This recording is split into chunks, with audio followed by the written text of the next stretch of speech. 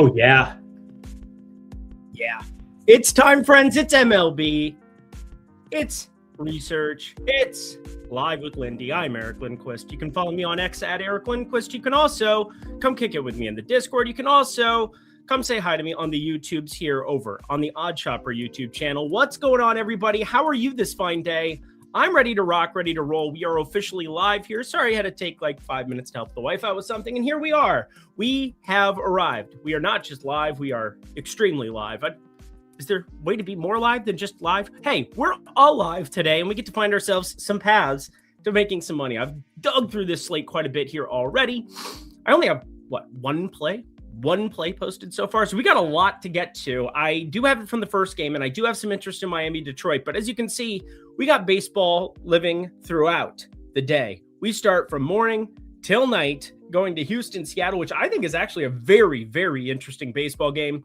Got mostly things right yesterday, but I mean, Tatsuya Imai. I mean, that was just about as bad as it gets for an outing perspective. And you guys can jump over here. You might have already seen this already, but it's been a really nice start to the MLB season. Been posting a lot of my results here, specifically in the home run department, where it's been outrageous. We're almost up 10 units. 2 for 5 yesterday. 5 the most that I've had on a card here in some time. We're getting into the weeds of it, like to the point where I really hit my stride, and it's already been good. So like, I'm not going to complain too much, but we're on Kyle Schwarber RBI plus 150. Didn't see where this line moved to overnight, but we're going to take a look here now. Plus 140. So a little bit of CLV in our lives here. We'll talk about why we went to the RBI rather than the home run. We got Corey Seager, who absolutely goated out last night. Plus 410. That was very, very nice. Bryce Terang, that was less nice. That was less nice from him. We had, let's see, this went for 2x, so that broke even in the pick'em streets for the prize pick side of things. We got the void because Jock Peterson didn't end up in the starting lineup with that ridiculous line that we were looking at there. And overall, feel as though there are so many other things. Yeah, NBA, we hit an NBA play. Like, that might be the highlight of my day, was not getting blinked in the NBA. I had one NBA play. Jeremiah Fears. He went absolutely batshit crazy. But that's what happens when you play the second unit of the Celtics for an entire second half, and also no consideration for minutes when you're down 30. Kind of felt like a free roll there. I felt that way about Malachi Brown 2 days ago, and then yesterday was the day, of course, he goes completely nuclear. Talked about Nick York. That was a bummer. That was a huge bummer. He's been treating us pretty well. But the Tatsuya Imai, even on a day where you get a lot right, and obviously the thing I got the most right was Brandon Marsh on this program, MLB Research, sensitivity to price, plus 790 FanDuel. There was no question that he was the best play from the Phillies, and he's the only guy who goes yard, which is kind of ironic. Isn't it ironic? Don't you think? It's not irony, though, and it's not luck. It's sensitivity to price. Shout out J Metal K. I think he was the one who actually brought up the Connolly early for the walks yesterday. We had Diaz cover for us. We had Colt Keith cover for us. Even Jock Peterson, this is graded out as a win. I need to actually fix that because it's not a win. He got voided for me and everybody else. This absolutely atrocious line. This atrocious, horrendous, terrible, no good, very bad line. Void because he wasn't in the starting lineup for... Andrew McCutcheon, what are we actually doing here? Again, those need to get graded incorrectly because they're just voids. They are voids. The void and such is life. Don't touch yourself, Cody. It's true. Jonathan Aranda does it for us again 4 times. 3 individual bets, 1 more when you include pick'em. 4 times Jonathan Aranda has covered hits plus runs plus RBIs. Didn't even have a hit yesterday and got there for us. So did Yandy Diaz. And Kevin McGonigal did not go yard, but overall, you go 2 for 5, any home run slate, I'm going to be happy with it. But we got ourselves tons to get to here. Let me check in with everybody. How are you doing this fine day? Lippy, good to see you. Good morning. I did. That was J Metal K. I was going to say, sometimes you guys can't see it on my side of the screen. The chat is flying, and sometimes I see a name, or I think I see a name, and it's difficult. But J Metal knows that he's my boy, so I would never not give him the credit that he deserves in that regard. This episode is brought to you by the Wacom Wild Baseball Company of Walla Walla, Washington. What? Let's win some more monies today again. That sounds lovely, doesn't it? You can literally lean on Lindy for your likes and locks over latkes and limoncello or lattes. Pink straw. It's a really nice touch. Anyway, we got a ton of baseball on tap for today. As always, I was going through Chase Burns just because I wanted to see what the hell happened yesterday. Thank God I didn't have to fire that one. That had so much line movement. And I was kind of talking about it where I'm like, maybe we entertain the under considering the line swung so hard. A lot of people confident in Chase Burns. He has 2 strikeouts against the Angels. I'm just saying you have to have sensitivity to price this time of year. You need to have sensitivity to price every time because price and probability is the name of the game. That's what we've been doing for years on this program. I don't know how many times I can put those 2 words together for you over the course of 6 years of doing this, but it is truly that. We want, when we get Brandon Marsh right, to get paid off. And they've got him up to cleanup today. Just saying. You want to see Brandon Marsh today against Brandon Pfaadt? Would you like to see it? Guys, it's not rocket science. It's being ahead of the game and realizing when there's pricing inefficiencies, when there are things that if you get it right, you get paid maximum. I'm not trying to be some home run guru. I'm not trying to be the guy who says, I know that he was going to go yard. I knew he was going to go yard. I don't care about that. I care that we get our money in good every day. And let me tell you, plus 790 sounds a lot better than plus 650. Although if he's batting cleanup, we're going to entertain such things. Oh God, Prophet X, I miss you. Plus 725 there. We'll get to the ins and outs of the weather here as well. We got some gas cans. We also have Cabrera with like 6.5 strikeouts. Another wind-affected baseball game living in our lives, but the wind's flipped a little bit here. I mean, the wind's blowing in today against Brandon Pfaadt, and you're only getting Brandon Marsh at plus 650. Wind was blowing out yesterday. You got him at plus 790. It is not rocket science. I'm not the smartest person who has ever lived. I'm far, far, far, far from it. Ask my wife. My wife will tell you how stupid I am. She would love to tell you and inform you how dumb I am as a person in the world. I also love my wife, and I'm grateful she loves me. So there's that. Herman Marquez, revenge spot. Sorry, I spelled it wrong. It's okay. You're adorable. Lindy, tell Duke I said shalom. Shalom, my good friend. Shalom, my good friend. Shalom, shalom, till we meet again. How about Marquez revenge? Man, a lot of Marquez revenge. Oh, no, it was Lippy. He said the same shit back to back. That's fine. Galaxy brain. Ooh. I do have one Galaxy brain potential home run on the card today. Do people like plus 1,100 bombs? That's what we call in this industry a teaser. We're looking at a teaser. Daddy needs a new bicycle. Daddy wouldn't mind plus 11 coming straight into your eye hole. Really wouldn't. But hey, I'm going to let you know this. We're going to get at least 3 to 5 plays on the card from this program. There's going to be at least a dozen of them. Promo code double.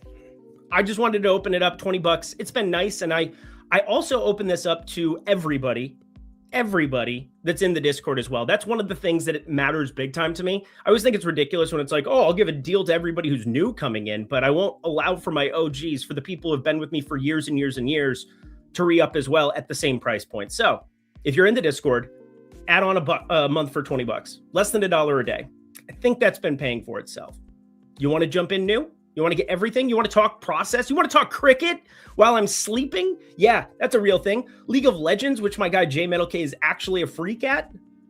He's a freaking naughty man with that. $20 for a month of the Lindy and Friends Discord. Would love to have you all in there. Want to make it affordable, want to make it fun, and obviously home runs have been running. I'm not going to say unsustainably well because I don't think we've been doing anything special. If you're parlaying them, and let me grab that pick'em calculator. This is actually a nice thing because I did see a lot of people, and I don't want to call out my guy TJ because I love my guy TJ. TJ, bodyguard extraordinaire, bodyguard to the stars and rappers and all these other things. TJ Howlett, my dude, up in Ohio, now in Florida at the moment because I think he's got a nice spot down there. But just to remind everybody, if you take a plus 500, and and a plus 500 homer, 35-1. What is 35-1? 2.78% implied probability.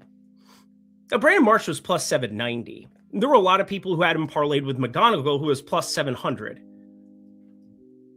Let's say that I had break even, because I know it was like 675 was kind of one of the break evens that I had. It was a little bit shorter than that. It was like 650 for Marsh. Okay.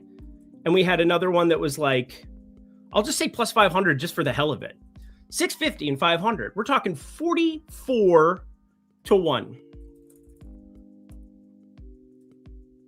I don't know why this doesn't work the way that I want it to.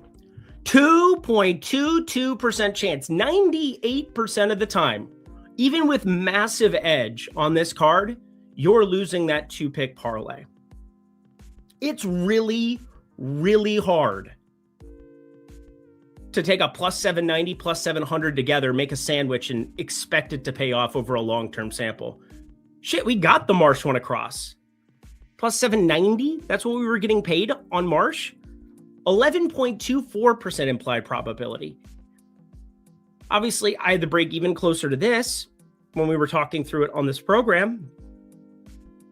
650. So 2% gap. Now, when you get it right, you get paid off, and that's positive expected value. Positive expected value is not a guarantee. It's not a guarantee. It's not saying you're going to win this time. It is, in fact, the opposite, because 85% of the time, that home run play does not hit. Doesn't make it a bad bet. It makes it a good bet. Makes it a very, very, very, very, very, very, very, very, very, very, very, very good bet. But it loses a majority of the time. So just a reminder to people, if you're parlaying 2-pick plays, 2 home runs together that are north of plus 500, shit, they're 300. You are losing a majority of those. A large, large, large majority. I urge you to get Kalshi and bet these as singles. They are available. It's available in 50 states. A lot of the numbers I post, there are better numbers available from people posting at Kalshi. So that is an important thing to keep in mind. I'm always betting at the public books because I want everybody to be able to know that, like, whether it's an exchange, and I remember this from last year very, very, very vividly. I would get a number at Novig, and everybody's like, well, I can't get that number. Well, I'm like, well, you should try. That would be great. But I understand. So this year, exclusively been betting at public books. Haven't seen a Kalshi bet. Haven't seen, well, I don't have the exchanges anymore. Rip. But I just want you to know that every single time you are putting those 2-pick parlays together, you are amplifying your edge, but you are also making it extremely, extremely unlikely to hit, which is why I'm playing them singles. You should play them singles too. Quarter unit each. We flat bet. Again, there's quarter Kelly that we can get into one day if you really want to start breaking it down and really want to like hash out a living every single day, but also flat betting allows for other people to be able to jump on. Yeah, so the guy on X saying he has 100% of home runs may not be legit based on this thing called math. No, he is not. You have never seen me come in and, well, you'll come and see me be loud because I think it's funny. Like, I kind of enjoy talking shit, and I also enjoy just being like, Elmo fire emoji! Elmo fire emoji! Like, I love that. No one's hitting 100% of their picks ever. Not only that, nobody's hitting in home runs 25% of their picks. I'm 14 for 50. That is a ridiculous number right now. If I hit 1 out of every 3, and a majority of my plays have been north of plus 500, plus 600 this season, I just really wanted to start with this purely because when you click on it, it's like, oh, Eric likes this. Eric loves this. I do, but I need you to understand how difficult it is to have these convert. And that said, maybe, maybe this is something that you're like, well, I have a huge edge by amplifying it from you if you have these plays, and I want to hit 1 every month. Okay. You're probably going to hit 1 every month. We had the double on, not this Saturday, but the last Saturday, 2 weeks ago. The Will Smith, Nolan Shanuel. A lot of people parlayed both. They were the only 2 home run plays I had for the evening. It's nice when you have 2 home run plays and they both hit because I know people are going to parlay them. Not because I did it, because I surely as fudge did not.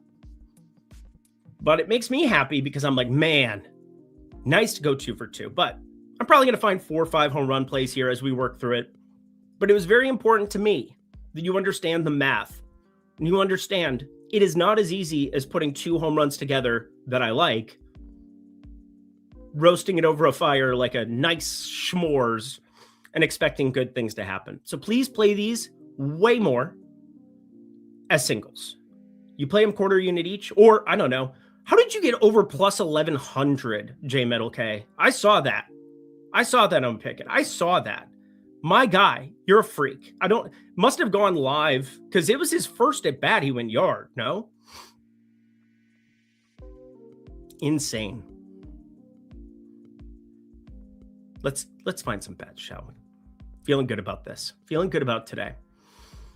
You know who's not feeling good about today? Taijuan Walker. Taijuan Walker, friends. I don't know when the end is coming. I really don't. But I know it's coming. I think we all know that it's coming. I think he knows that it's coming.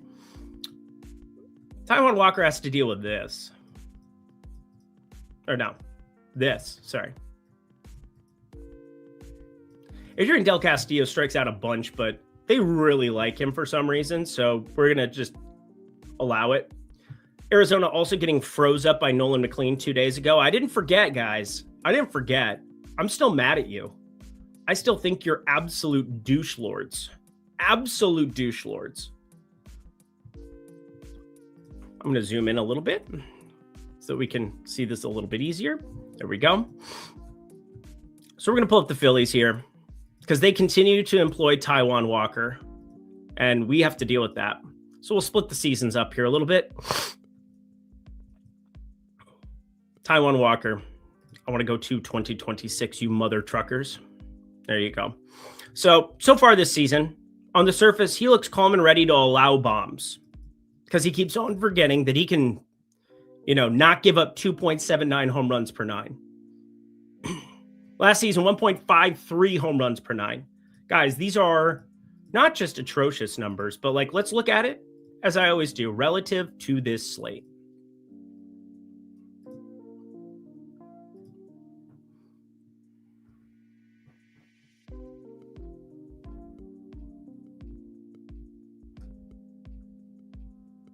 It's a lot of home runs. It's a lot of home runs, guys. Has a 48.8% ground ball percentage, but if the ball gets hit in the air, it goes high, it goes far, and the world is in shambles. Couldn't happen to a better city than the great city of Philadelphia, let me tell you. But the lefty power isn't crazy bad at the moment, and the righty power's a little bit up from last season. And this year, well, equal opportunity lender. So the truth over here is somewhere in the middle. Lefties starting to just pulverize baseballs. I do find it interesting that his fastball, his four-seamer, is getting a lot of ground balls. It's everything else that's getting hit in the air. So really, you talk about pitch modeling, who's good against what pitch. I wouldn't mind some guys who can loft some fastballs, but that's pretty much everything at the top of this order. Carroll and Marte, obviously they're capable of doing that. Obviously that's what they do. And we have very few plate attempts from 2026. So constantly on this show, I'm going to 2025. I will be for the next month plus. There's not a planet where I want to use a 50 at-bat sample size. Give me 440 at-bats. It's a lot better than 50 or 40 or whatever the shit we've got right now for some of these guys. There's a formula for home runs. It's like fly rate and hard hit or something. I'm a bit rusty on it. So launch angle sweet spot is the one that people cite all the time, but it also involves some home run data that becomes sort of irrelevant. Let's see if I can find this today. Wouldn't that be fun? Let's find my graph of goodness. So there's some visuals. I actually know exactly where it is off the top of my head. Why have I been struggling to remember where this was before? So there is this thing. Where is it at? I believe in a thing called love. Just listen to the rhythm of my heart. Don't know why that song came to my mind. I just felt like it. Here we go. Here we go. This is the thing that you need to keep in mind with home runs. Okay? We need launch. Look at this. Not many home runs get hit. So right now, if you zoom in on this, 97 mile per hour with 16-degree launch. There are 1, 2, 3, 4. Oh, well, those are all doubles there. We have what? How many home runs? 0. 0. We have 0 home runs hit at a 16-degree launch right now. 0. Get to 18. Still none. Oh, shocker. Now, does it still result in good things? Yes, but 0.0% home run rate at 18-degree launch. Let's go a little faster. Let's see if it goes anything going yard here yet. Yeah, now we're starting to get some yard that'll go going ya here. But the point is, you go even a little bit lower here, like 105 to 13. Nobody's hitting a home run here. Let's go to 16. 1 home run. 1 home run of all the batted balls so far this season at 16-degree launch. 1.1%. We need north of 18 degrees. I've been beating the drum for that for years. Just so happens we have an MLB research show where I get to actually explain my reasoning, explain what I'm thinking about. And when you know it, you go to the leaderboards at Baseball Savant, and launch angle sweet spot is like the first thing that pops up. But launch angle sweet spot is a metric that truly throws some people off, some smart people that I know off, because it is 8 to 32. Great if you're betting hits plus runs plus RBIs. Great if you're betting bases. Great if you're looking for overall the quality of a hitter. Sure, we can look at launch angle sweet spot, but 8 to 18 degrees is irrelevant in that sample. I almost want to trim this in half.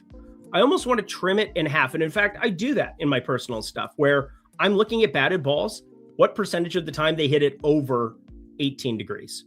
Not 18 degrees on the number, over 18. Like we're talking 19 to 32 is kind of that's my launch angle sweet spot. Because if you want to bet home runs, we need loft. We can't get by on some of this ridiculousness. Now, there are guys that truly do some insane stuff. Some insane stuff. Like, I don't know, Yandy Diaz. Just hit another bomb. I do bet Yandy Diaz from time to time. Haven't yet this year from a home run perspective. He goes yard yesterday. Home run here. Home run here. Home run here. 23. Let's see the other ones. 32. But the point is, he has a lot of these where he like spikes it. So his range of outcomes is like negative 65, completely spiking it in the plate, going 1 foot, 5 feet, 6 feet, 8 feet, 4 feet. And in the middle of it, how about 377? It's all right if your range of outcomes are extremely wide like this, because then there are going to be opportunities where against extreme fly ball pitchers, I mean, Mizarowski's not extreme by any means. Luis Heel is. Where's this other one? Kyle Harrison, kind of. I actually don't know off the top of my head, and he obviously pitches today. Oh, yeah. I mean, there are just certain pitchers that if he can help, like if the pitcher can help Yandy Diaz on his path to glory, on his path to hitting home runs, we're probably in a good spot backing him in like extreme fly ball situations, because left to his own devices, he does not loft the baseball by any means. Jake Fraley does. Cedric Mullins does. Jonathan Goat Aranda, as we call him, does. Junior Caminero does.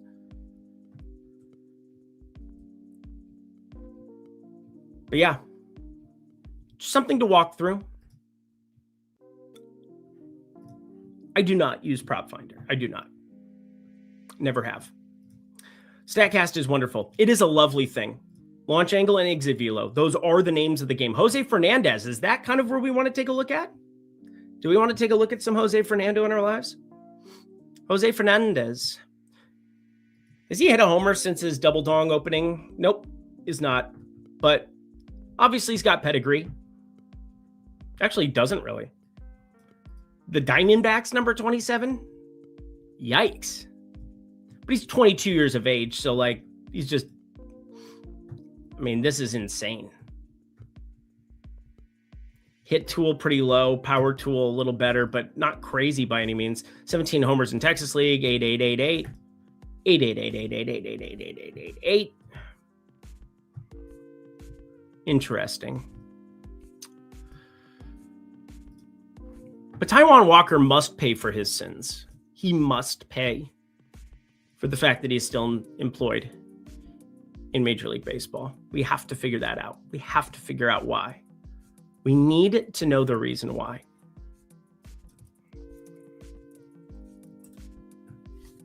My Lord. My goodness gracious. Now, what is the reasoning here that we're getting plus 1,100? That's a big number. Big number. There's 1,240 at Kalshi. You got $7 of liquidity that you can jump on. Is that like an ARB for someone? I'm very confused. Hey, if you have the break even plus 1,300, that's positive expected value, I suppose. But Jose Fernandez, I will honestly say this. I haven't thought about Jose Fernandez a lot at all. I know my guy Mike was on him for his first game at like plus 1,400 or whatever it was. But he does not hit the ball very hard. League average is 88.6. 428 expected slugging, all right. Doesn't really strike out. 0 walks. We kind of like that.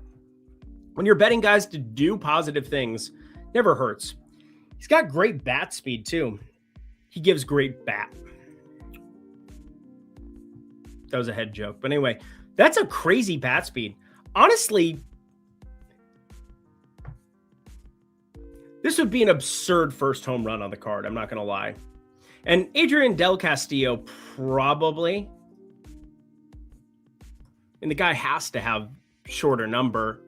And I probably am not going to be inclined to do that.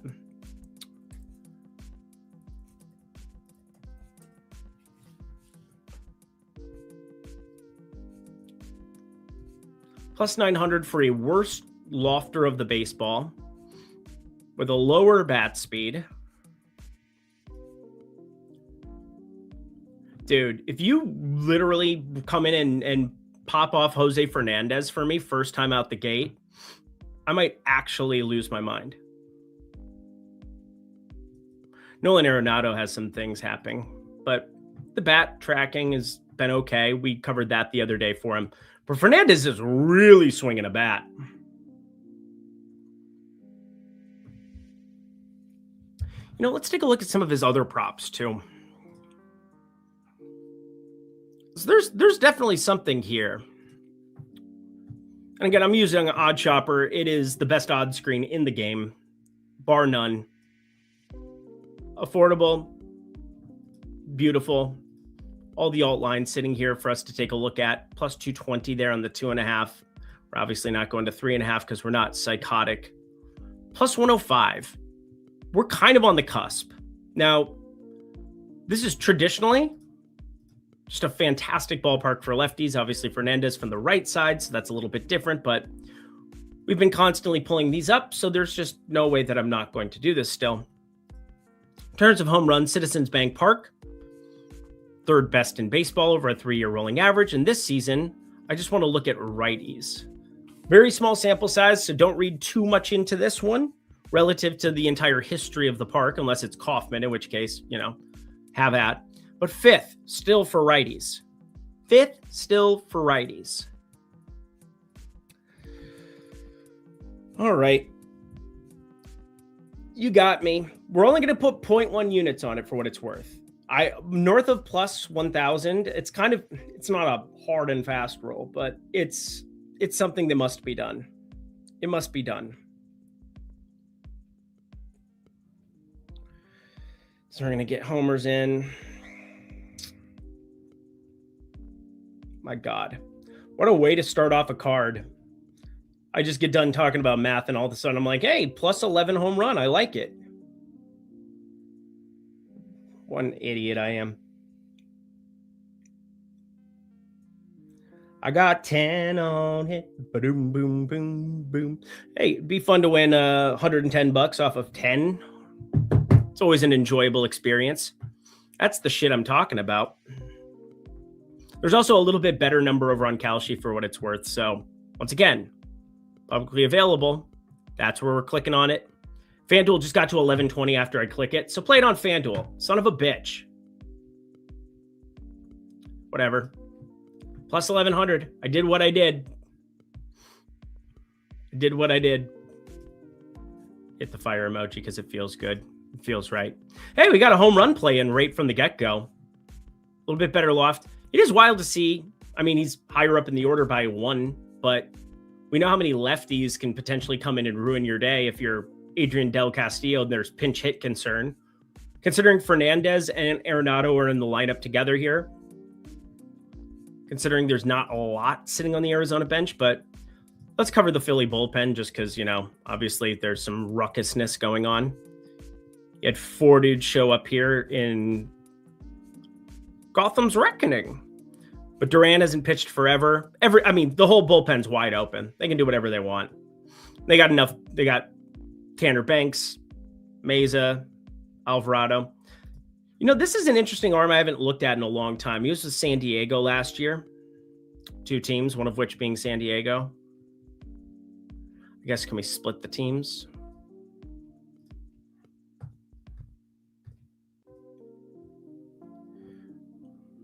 I mean, good Lord. Good Lord. He's just good. It's wild to see him that far down amongst their bullpen, like as far as them ranking it. Because this isn't a hard and fast rule, but like normally you're going to have your 7th guy, 8th guy, 9th guy. I always say 7, 8, 9. That's just how my brain works for it. 7th inning, 8th inning, and then your closer, 9th inning. But yeah, Meza, interesting to see him there. Oh yeah, last 14 days. He been good, just pointing it out there. But that's a bullpen arm that I've kind of taken stock of for a while because I've always liked it. Not that I pay attention to every bullpen arm, because I will be honest with you. I don't always. I aggregate a lot of the bullpen and then obviously paying attention to handedness for pinch hit concerns.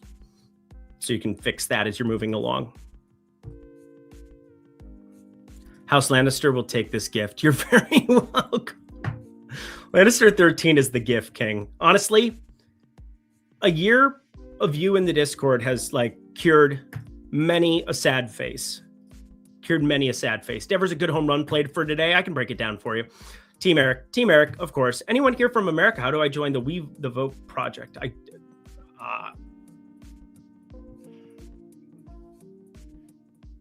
I vote. Get home run penguin blue waving tear. Oh, dude, I'm sorry to hear that. Obviously, take care of yourself and also, make sure that you've got something put away, but it's going to be all right.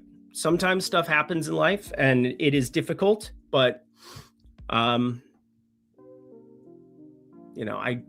cannot tell you how much better you feel when you overcome something or when something difficult gets put in your way. And then you're able to look in hindsight and be like, why did I care so much? Sometimes it can be the best thing that ever happened to you. Speaking from experience. Aranda comes through yesterday. Fun. Yep. He just continues to goat out, continues to make it very, very, very, very fun. Aranda is very good. Should we cover the Philly side of this one? Because again, first game out the gate, Brandon Marsh up to clean up. He's useful. Didn't even need it yesterday. But you guys been watching Brandon Pfaadt, because Brandon Pfaadt has been a big fat idiot at times. But I think he's getting a little unlucky. And that's kind of why I don't think some of these numbers on the Philly side I really want to deal with outside of the Schwarber RBI, which I played last night. When you have Trey Turner Justin Crawford, and Justin Crawford is supposed to be something. Justin Crawford is a prospect. He is a big-time prospect. I'm expecting positive regression for some of this right off the bat. It's a young kid, 22 years old, who's figuring out big league ball ain't the easiest thing in the entire universe. But in terms of run values, he's been pretty flat. We want to learn to maybe pull a baseball one day. One day, we're going to learn to pull a baseball, young man. It'll be all right. 0 home runs, only place where it would have been a home run, Detroit. That's kind of wild because we don't think of that as a lefty haven by any means, even though it has lefty power all over the place. But yeah, that Oppo Taco potentially could have been.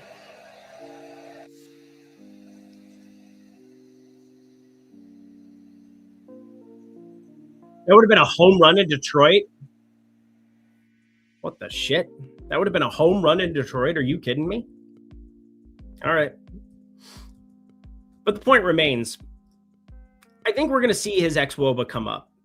I think we're going to see a much, much better xWOBA than 265 here at the bottom of this order. And Trey Turner, God forbid, he doesn't turn it on. But when you look at the Schwarber home run numbers, and this is kind of what stood out to me last night, or when you even look at his plus runs plus RBIs, plus 110 in this department, a lot of his hits are absolute cannons. I think we know that. We know that his hits are a lot of cannons, but plus 280 was not positive EV. Plus 300, we're starting to have a conversation. We're talking about one of the best power lefties in baseball, in the best ballpark, basically, for lefty power. Wind, not helpful. Temperature, not helpful, but overall, still a good spot for Kyle Schwarber. He does that about as well as anybody. That's why he hits jacks repeatedly. But one of the things that I think was kind of interesting to me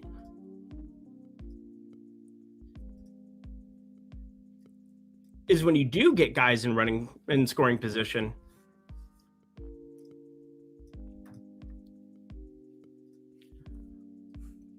we got plus 150 last night. FanDuel was bigger than the market by 20 cents, and it continues to be basically. Plus 130, the most prevailing number that we've seen around there. And so started digging, started looking at it, and if I expect positive regression, and if the guy that's going up against him here, Brandon Pfaadt,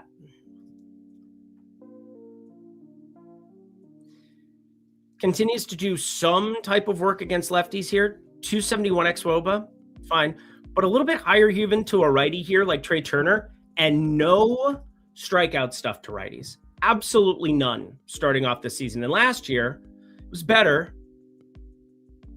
but 351 xWOBA, 352 xWOBA, Justin Crawford, Trey Turner, not power bats by any means. Trey Turner's had moments in his big league career, power surges, if you will. Bacon.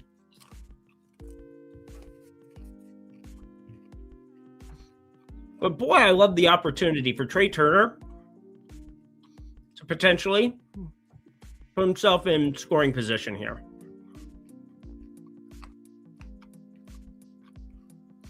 Brandon Pfaadt, pretty good against stolen bases, but only one caught stealing all of last year.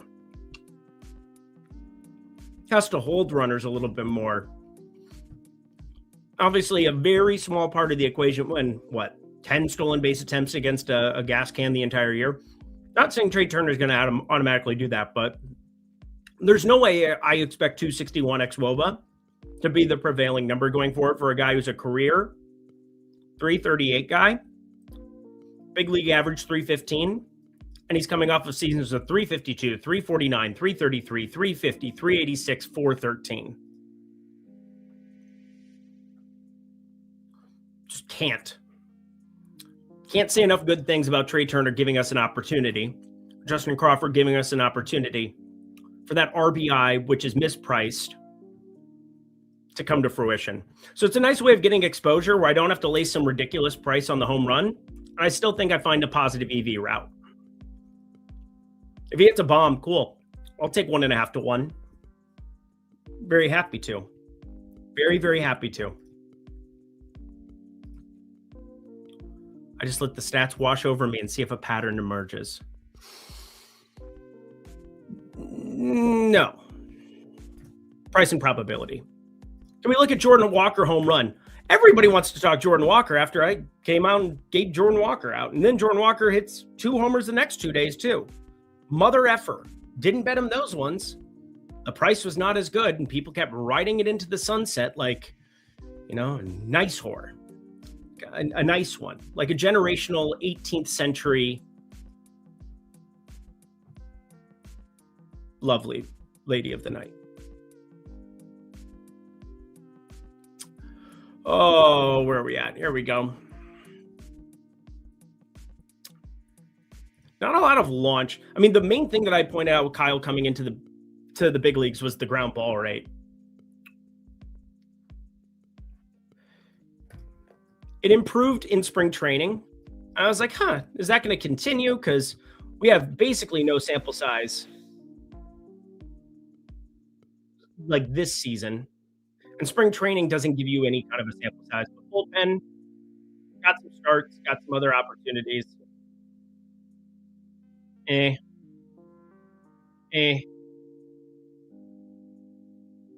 But on the other side of this one with Ranger Suarez, we're starting to see the launch come up a little bit. He got paid. Sometimes a guy gets paid, maybe a little lazier coming into the beginning of the season. I don't know. Most people I know who get a lot of money and a windfall of money go on vacation, do ridiculous shit. I don't know. I'm not saying that that's what's occurring, but we've seen the launch come up for Ranger Suarez over the course of the last 2 seasons, and launch angle sweet spot. Ooh. The metric with 10 degrees of deadness in the middle of it. But, once again, we've had that conversation already. But 355 expected batting average. I don't think anybody expects that to continue. If Red Sox fans have to watch this continue, they're probably going to lose their minds. But let me check my handy dandy notebook. Oh, we'll talk about Max Muncy, the inferior Max Muncy's his Tridong. It's like the Tri-Wizard tournament, the Tridong tournament. Wind's blowing out in LA again. It's blowing across. So here is something that's kind of interesting. Wind is blowing across right to left. Remember what we talked about with Jordan Walker the other day. One of the best opposite field power hitters. This wind is not super helpful to his batted ball profile.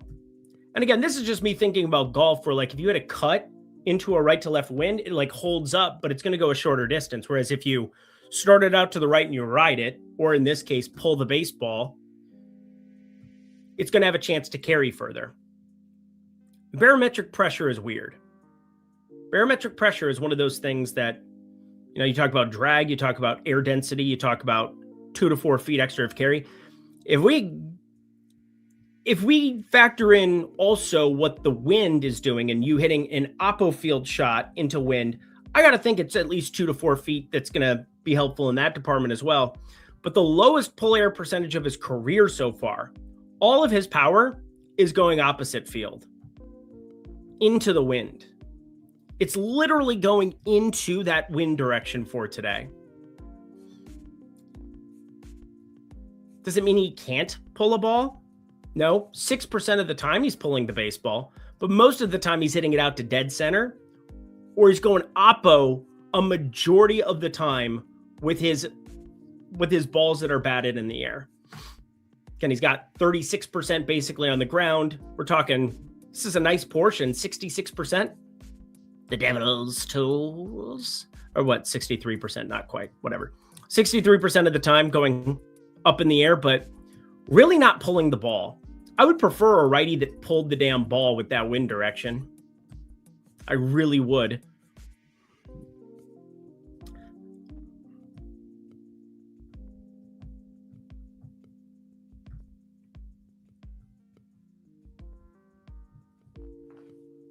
Not helpful either. You're not helpful either. A lot of opposite field power for these righties. Righties with batted ball profiles that look like lefties. Ramon Urias has to be a puller of the baseball. So not crazy amount so far this season, but guess just last year was an outlier relative to his sample. So much opposite side. Does anybody pull the GD baseball on this team? Nathan Church, do you pull the baseball, you lefty idiot? I hope not. I hope you're Oppo Field. Oh, yeah. This is the kind of shit we're looking for. This is the shit right here. I know he sucks. I know he has no power. But the launch is up. And it's all opposite field.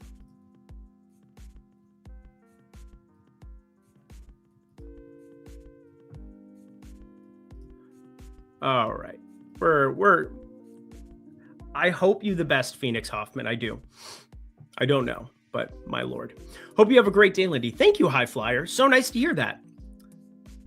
That's just if the Ghost Fork is on, he's untouchable, but he can be a gas can. Well, I wonder who we're talking about. Can you all please allow him to go game by game? No need to be all over the place. Well, we can go game by game if you want to, but we got plenty of time. Just need to find some bets for the people, but let's go back here. This game is fascinating to me. We got Casey Mize, Jansen Junk. And Junk, man, it's really tough times. It's really tough times. Let's combine his 2025, 2026. Actually, let's just take a look at this so far because righty power's generally been all right. There's been no lefty power so far, but he also pitches in Miami. And we're going outdoors in Detroit. Not that it's glorious weather by any means. It's surely not. Barely any wind. 50 degrees. Kevin McGonigal makes me sad. I've now bet him 3 times to hit a homer. 0 for 3. Doesn't have a major league homer. But the kid is so unbelievably due. He has phenomenal launch. He has phenomenal plate discipline. He doesn't strike out. He walks a bunch. 365 ex-WOBA. Great launch angle sweet spot, even though, we've had that conversation more than enough times. But traditionally, getting the ball in the air has had 4 barrels. 4 barrels. Not the weakest guy on planet Earth. Got up to 109.5, but right in that 86, 87 range. Has had multiple 9,800 mile per hour things. 0 home runs. Do you know how tilting that is? The number 1 prospect for the Tigers, number 2 prospect in baseball. Boy, is it tilting.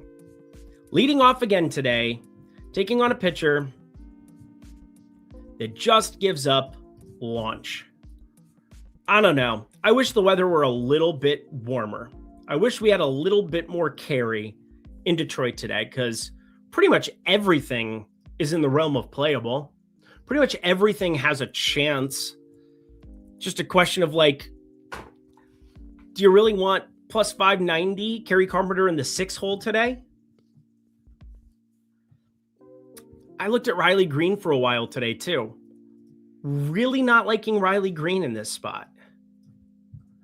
For a couple of reasons, but mainly being, he's up to plus 700 now. I mean, Jansen Junk, man. Limiting barrels, but that launch is still somewhat appealing.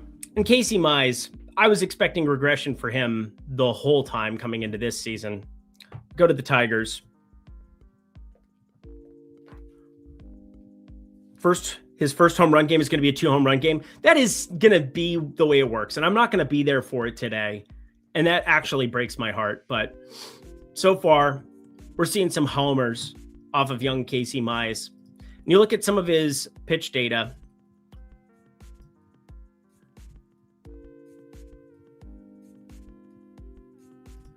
Zone contact percentage, it's fine. I like how Zach McKinstry is just ruining my life by being in this sample size. Decent swinging strike rate there. Nothing to scoff at, but when it's getting hit hard. And when we go to the pitch modeling and the stuff plus, which we've been covering a lot, league average being 100, there's nothing here. Not that there was anything crazy here, but his cutter has fallen. His curveball has fallen off a cliff year over year so far. I mean, that is going to be a stone cold disaster. And you add in that location's been awful. There's a lot of things that just a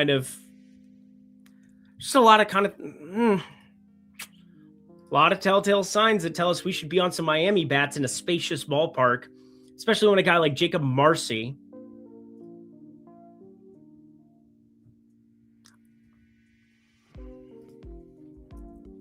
no whammies, no whammies, no whammies, no whammies. Stop.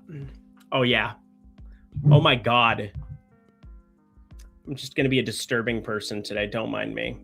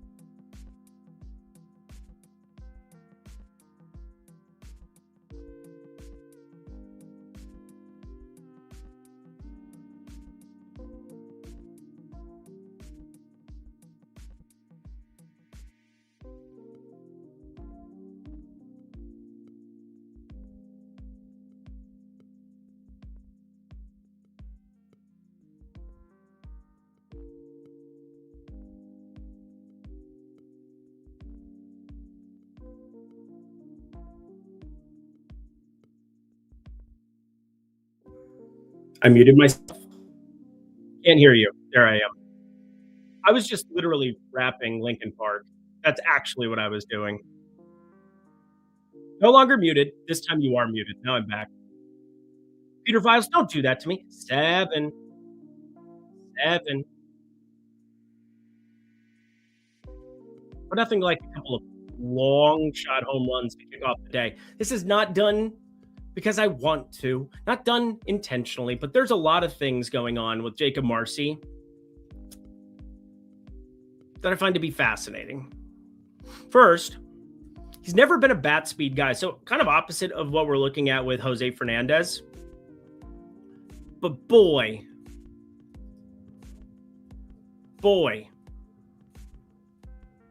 there's some positive regression due for this young man. 24.7 degree launch angle. I know a lot of those end up being pop flies. But Casey, my's. Opposite of Jansen Junk here. We look at him. Obviously, 2026, sample size.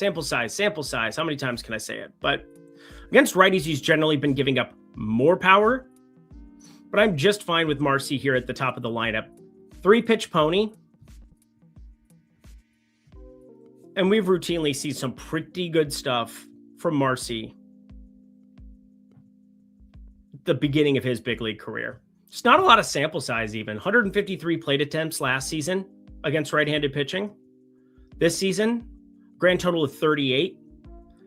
I see positive regression on the horizon for him. For you. 25.6 degree launch. Again, love the launch. Don't like that the strikeouts are where they are. Even the walks, a little bit higher up. I mean, he's batting leadoff to get on base, even though maybe figuring some other stuff out makes some sense too. A lot of people have been wanting to bet Liam Hicks here. I get it. I was a big Liam Hicks proponent at times last year, but he is a extreme contact dude. Awesome at avoiding such things, but you're just not getting a lot of hard hit. You're really, really not. And I get he got off to a, quote, hot start. Whatever you want to say there. Fact remains, we're pretty low in bat speed. We're pretty low in terms of like power metrics. Not a huge fan of going that direction. Fly ball percentage, all right. 66% in the air. And boy, does he pull a baseball. That's useful.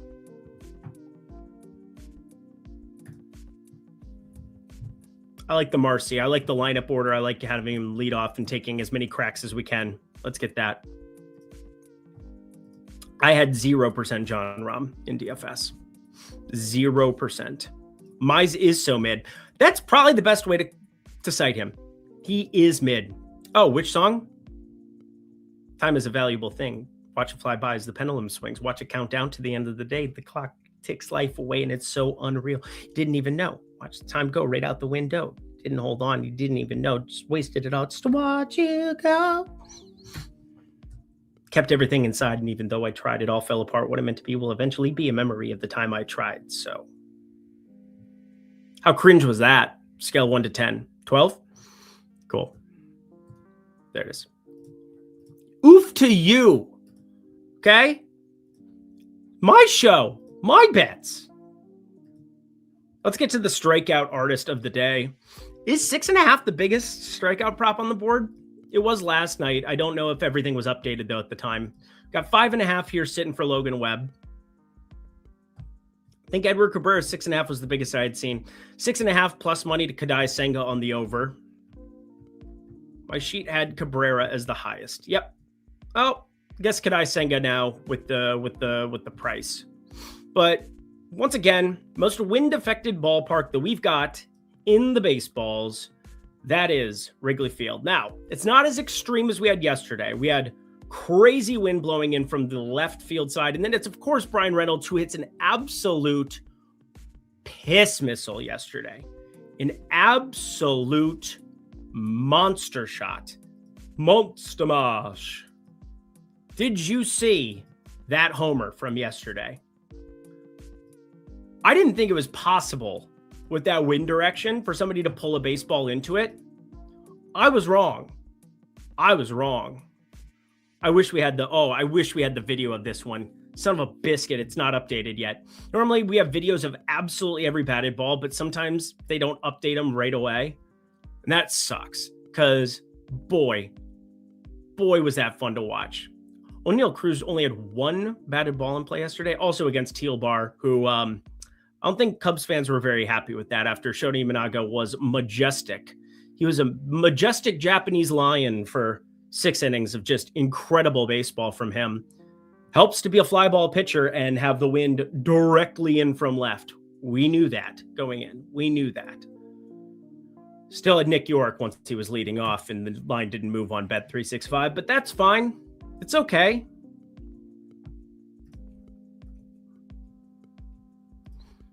Need a Tupac AI version. We need a spot where we can kick it. A spot where we belong. Vogue's Mansion. A place to spend my quiet nights. Time to unwind. So much pressure in this life of mine. Oh. Banger. That was beautiful for real. No, he pitched great. And I'm not a Shota Imanaga guy at all. Not a Shota Imanaga. I think his stuff is extremely mid. What's your favorite stack on the early slate? Miami. I think they were earlier. I built some of my stuff out here. Let me refresh this actually, and I'll pull up some stuff just because you asked nicely. Some of our data that we had. I've just played single entry. I built out one lineup. I've been playing a lot more single entry this year for MLB purely because I'm in the streets here. Lady in the streets, but a freak in the bed to say. But looking at our data hub for today, this is the late slate. I want early. Yeah, I just played one single entry lineup, and it was Miami, I'm pretty sure. Against Casey Mize. Now, if you want the ultimate leverage, I also think Toronto's pretty interesting. Up against Joe Ryan. Just lefty power. Lefty power against my boy Joe Ryan. The one Twins pitcher I don't want to stab my eyes out watching, but he still gave up a lot of lefty power last year. Everybody wanted him.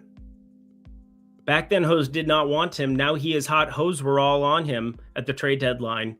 And 2-1, 3-3 out. 8-0-0 foe. Get Joe Ryan up on the low because Joe Ryan about to blow. but then he didn't because we kept him, and here we are winning baseball games from nowhere. We're what, 500? I'm all right with 500 at the beginning of this season.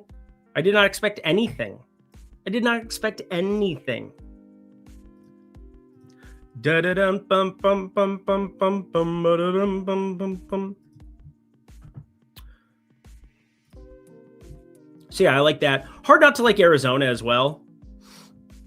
Taijuan Walker must pay for his sins. We covered that. I mean, the main guys, Marte, Carroll. Fernandez is obviously a long shot. That is what it is. But everybody wants to get to KC against Fetty. We'll get to that ballpark and the hair that I am losing on my head from dealing with it.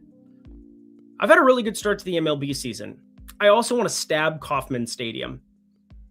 Not anybody in it, just Kauffman Stadium. I want to walk up to the cage with a chainsaw. Actually, that'd probably be just plier cutters. I just want to cut chains off of the Kauffman Stadium surroundings. Boy, it makes me want to just break everything. So yeah, I get this, but single entry especially, I'm looking for at least a little bit of leverage. And well, Kadai Senga, I'm not going to target with Athletics. I played Kadai Senga. And so I ended up going up. There's not a ton of leverage for what it's worth. And Edward Cabrera, Kadai Senga, my combo. Very easy to pair with Miami bats. And then I got to some expensive guys. So felt pretty good about it. I mean, 5% top stack percentage, but Cincinnati, not, again, single entry specifically. There weren't a lot of double-digit owned pitchers that I wanted to target. Thought about the Angels, didn't do it. Thought about the White Sox, because I've probably played the White Sox more than any other team in single entry this season. Sometimes maybe good, sometimes maybe shit. People are crazy, parlay both home runs together. Remember to bet it like a lottery ticket. Yeah. Please, God. Please, God. I know what Lannister 13 already did. You kidding me? First thing I did was post 2 home run plays. You think Lannister 13 didn't just go, watch what I can do? If they both hit and I don't parlay them, I might have to actually disappear for a while. I have to actually disappear. I might have to do it after this, but Jacob Marcy, Liam Hicks, we covered that a little bit. Owen Casey, there were some interesting props. Does he still have a low hit prop? Because there was a world. There was a time and a time. Is that Simon and Garfunkel? I think it is. I hate my brain sometimes. I hate myself sometimes, but that's just human nature. Sometimes you can be self-loathing. Oh, yeah. Oh, yeah. Oh, yeah. Oh, yeah. Oh, yeah. Oh, yeah. Oh, yeah. See, I don't just talk out of my ass sometimes. For a hit? For a hit. For a hit. Let's see the range and bust out some Les Mis. Peter Viles for you? The world. Look down. Look down.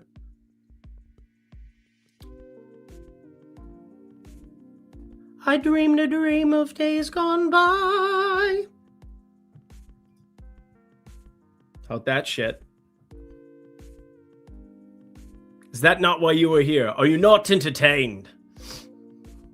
You did not see that coming. Yeah. Also, pretty good vibrato on the tail end of that. The Anne Hathaway part. Owen Casey. We like this. You like it? You like it? You like the cheese? You like it? It's delicious. Yeah, no, we like Owen Casey for a hit on Underdog. What the hell do we pair him with? I have a 40% boost. I should probably use that. I think I have a 30% boost because that got refunded yesterday from that $50 card that got salvaged because it got voided with the Jock Peterson not in the lineup dealio. Nick Martinez, kind of interesting. We haven't gotten there, but I think that's probably going to be the pair.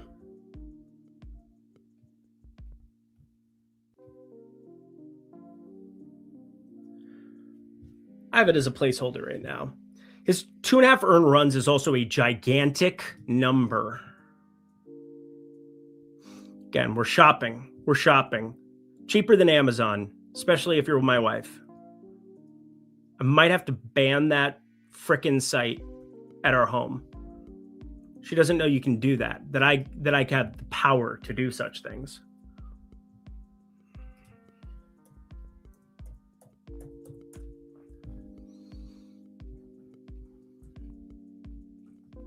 Man, his over 2.5 is just popping. Yuck. That's a no from me, dog. Absolute no from me, dog. Eric, my wife was averaging now. Dude, that is 3.5. You're lucky. 3.5. It is a daily occurrence where she'll send me something and be like, can you order this for me? And then I have to go in and be like, no. And then she goes like this. Why not? She's pregnant. That's why I'm doing this. So I have baby headphones for the baseball games we're not going to go to because she's going to be like, oh, I don't want him to, be out there doing whatever. Remember before Amazon, we had the home shopping network. Is that still around? I'm sure it is. HVC, is that what it was? Home shopping network or HSN. That's how initials work. Gunner feels great for 2+. We'll look at it. Leiter is kind of like fastball Freddy. Can't go far. But he has some insane stuff. You looked at Jack Leiter's stuff? If you looked at Jack Leiter's stuff, I keep wanting to say Texans, and I know it's the Rangers, but it's Texas Rangers, and I don't know. I'm just a ridiculous human. Brohemoth. Teddy Roosevelt. Oh my goodness. My dear sweet Lord. Oh my gosh. That is so hot. He's starting to show why he was that dude. It has not shown up at the big league level until now. However, there is a downside. There is a massive, massive downside because anything that isn't this changeup, he should really just throw changeups to lefties. I know that you can't necessarily just do it that way, but like this fastball is just getting pummeled at the big league level by lefties. 161 expected ISO. Got pretty lucky last year. 198 BABIP. Are you kidding me? This guy fucking kidding me? 305 xWOBA. So yeah, we expect some negative regression coming his life there. But some interesting stuff there. Casey Mize over 1.5 earned runs. I don't mind that at all.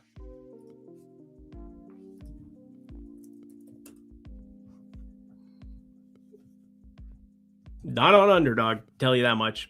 We're looking for that underdog pair. If somebody's got an underdog pair for me that we can put together, let me know. Something that we can dive into. J Metal K, you're usually good for that for me.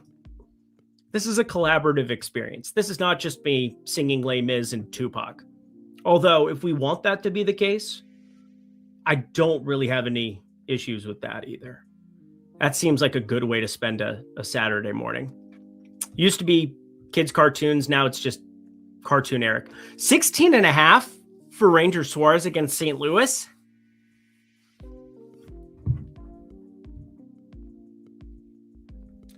Boy, is that a low number. What a snipe that is. And this is just like market-based, but also logic-based, where Ranger Suarez, we expect him to be a lot better going forward. Now, doesn't quite, based on my edge books. Hopefully Kalshi keeps sneaking in as an edge book. I don't want it as an edge book. Take it off.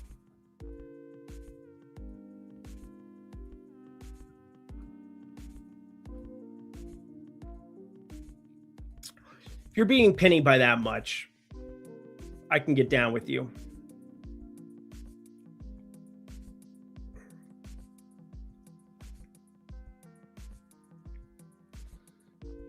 This is good stuff. We'll put 20 on it. Ba-doom, boom. It's got 40 bucks of exposure on this program. Kicking it early in the morning. We get this out to everybody.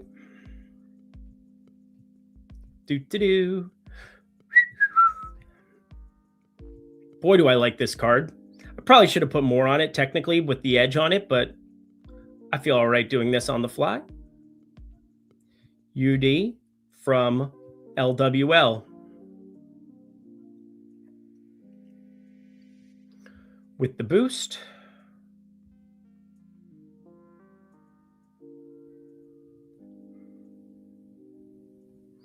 There we are. Posted for everyone. Let's refresh this.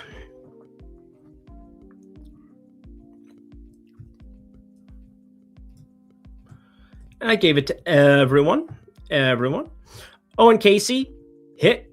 Suarez 16.5 pitching outs. And again, I can dive into it. I expect positive regression for him.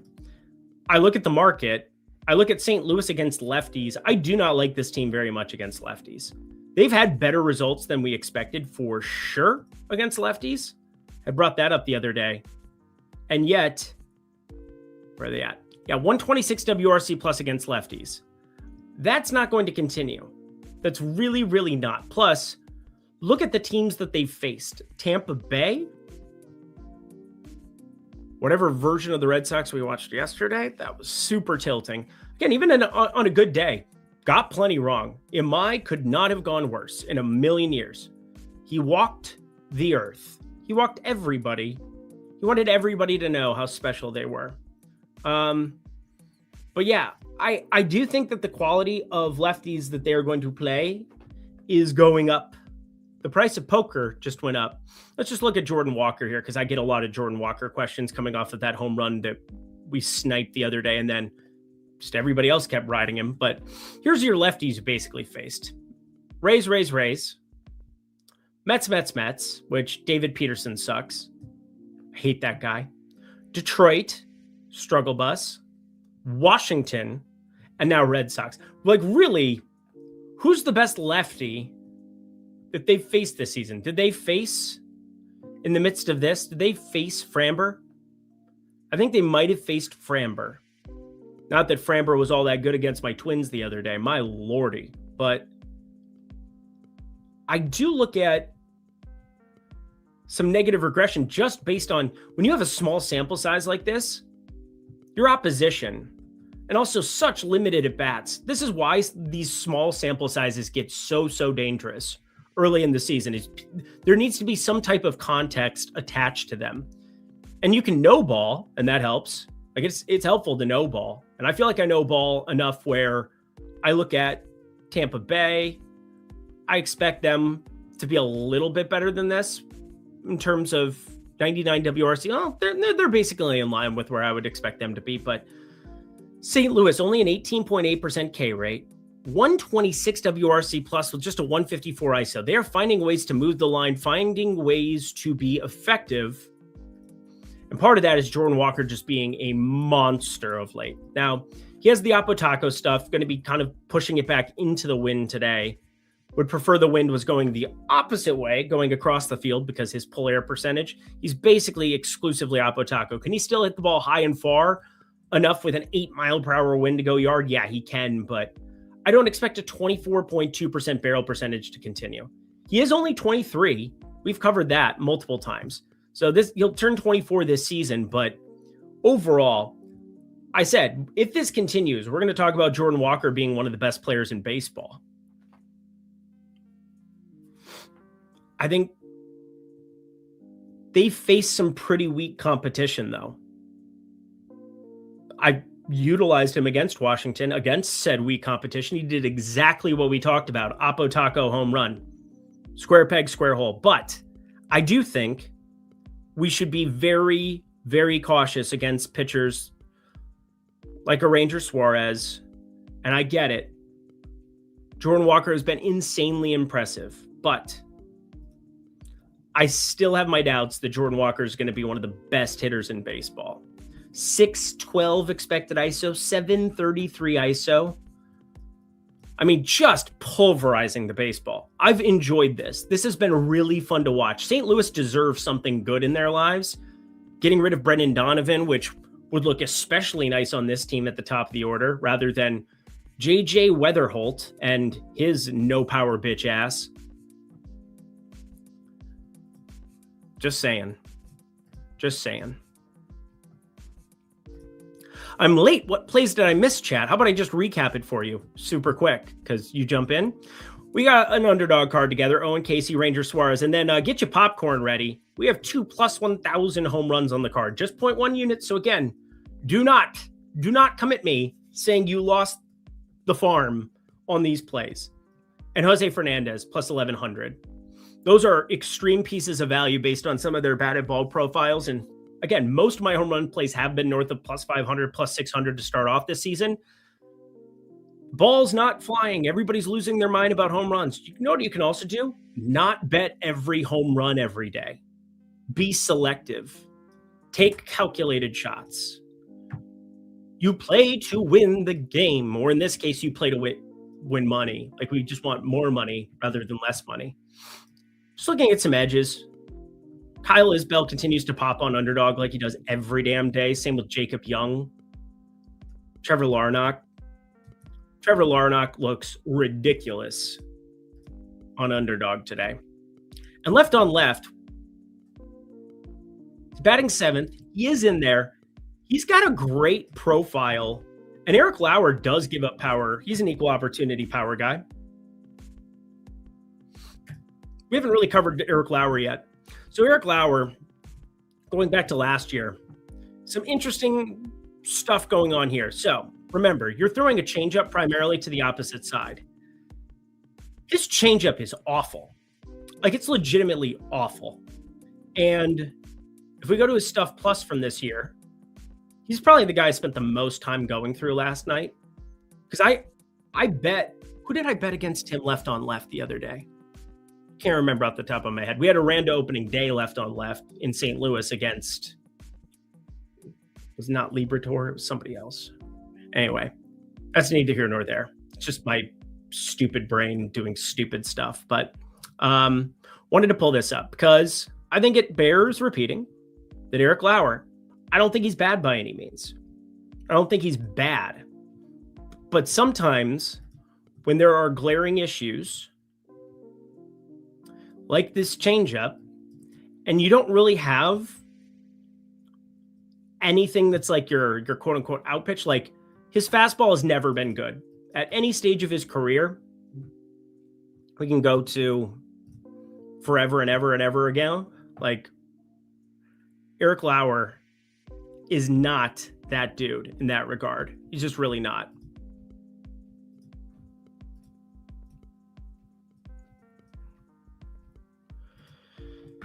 The other very fun thing about Lauer is that you know the ball is going in the air against both sides.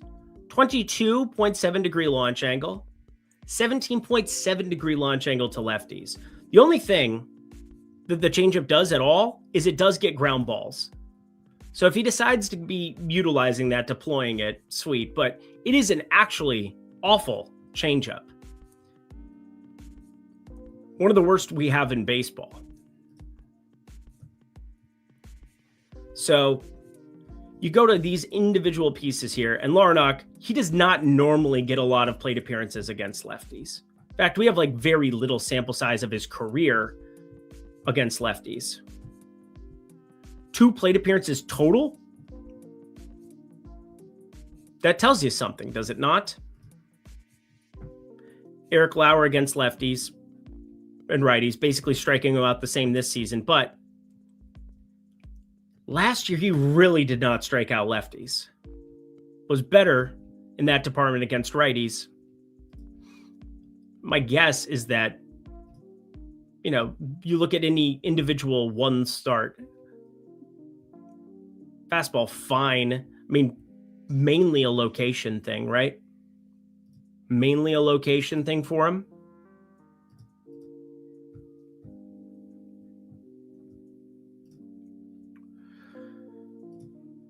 Zone swing percentage, fine.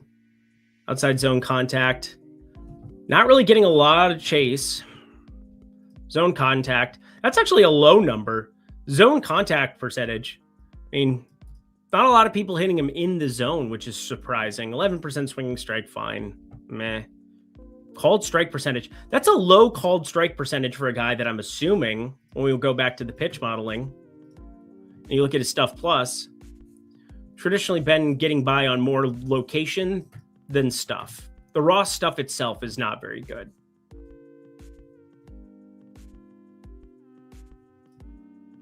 Hey, who do we like for these early MLB game, boys? Arizona against Taijuan Walker. I think Brandon Pfaadt's going to figure it out eventually. I said that last year a long time. But no swing and miss is terrifying. That's why we're on the Schwarber piece. Schwarber will strike out a lot. You take this out of the arsenal, and I want to lean into something. And I thought RBI made the most sense. So, yeah, you want to have that other play from last night, too. I forgot to throw that in for you, too. Kyle Schwarber, over 0.5 RBIs, plus 150. That's there as well. Ranger Suarez, really good underdog play. Really good underdog play. 16.5 minus 115. Beats the market everywhere. Lehigh. That under looks really good too. But yeah, Penny, even better spot going to Ranger Suarez. They're minus 132 over there on the over.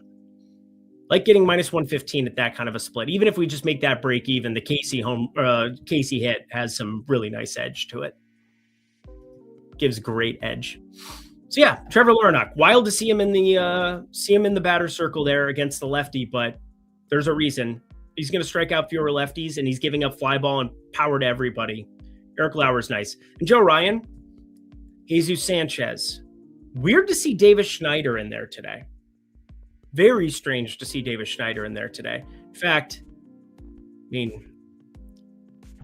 fact that Okamoto is not in the lineup, very strange to me. Just want to point it out. But Schneider is hitting the ball like a cannon. That helps. Ryan Jeffers finally got paid off for his great data early on this season. He's had great hard hit data. I think I've only bet him one time, 0 for 1, but Patrick Corbin, shocker if that would work out well for somebody. Not that some idiot wouldn't have taken the under and bet that for $55 sacrificed to the gods yesterday. Oh, wait, that was me. That was me. Dipshit right here. I can make fun of myself too. Mostly things are going to be good. Sometimes things are going to look very dumb in hindsight. That's just the nature of high variance baseball. But Braxton Ashcraft going up against Edward Cabrera. Edward Cabrera, in his Miami days, we had a major walk problem. And this is the main thing that I want to point out about, like, you want to talk about what Amai did yesterday? Yeah, he had much higher numbers than this, but like the path to Edward Cabrera not getting strikeouts against Pittsburgh today is just walking the planet.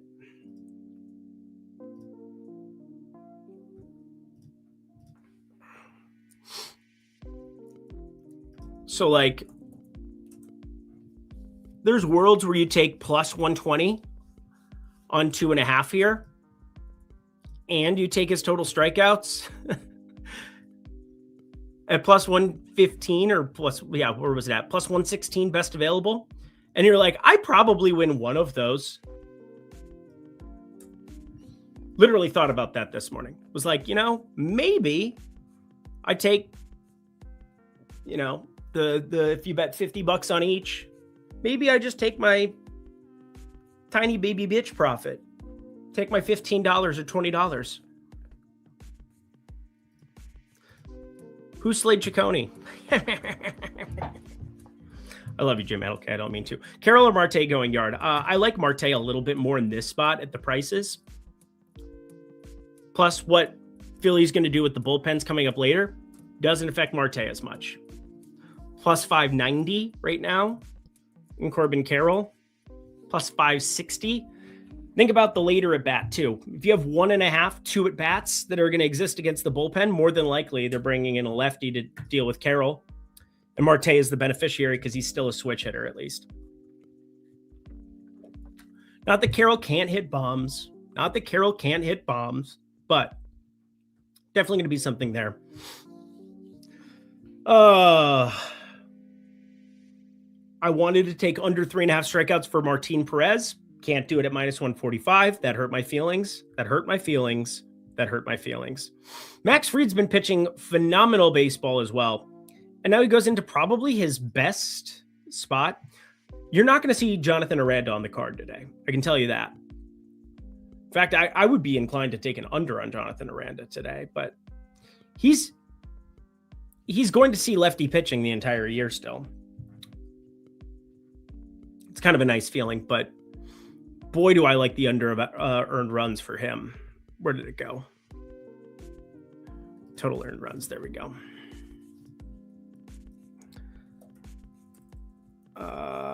Max Fried.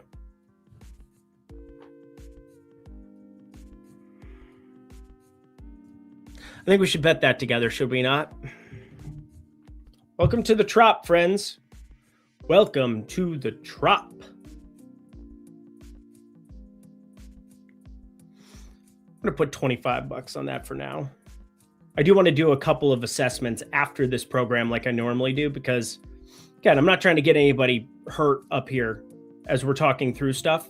Still got to simulate things out. Still have to try to do smart kid things and not, just talk on my ass.